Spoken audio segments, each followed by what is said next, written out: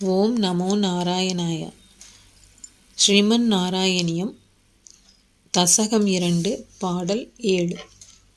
ஏவம் பூததயா ஹி பக்த்யபிஹிதோ யோகஸ்ய யோகத்வயாத் கர்ம ஞானமயாத் புருஷோத்தமதரோ யோகீஸ்வரைர்கீயதே सौन्दर्यैकरसात्मके त्वयि खलु प्रेम प्रकर्षात्मिका भक्तिर्निश्रवमेव विश्वपुरुषैः लभ्या रमावल्लभ.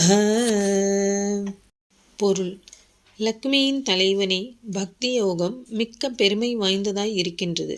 அதனால்தான் அது கர்மயோகம், ஞான யோகம் ஆகிய 2 யோகங்களை காட்டிலும் உயர்ந்தது என்று யோகீஸ்வரர்களால் புகழ்ந்து பாடப்படுகின்றது.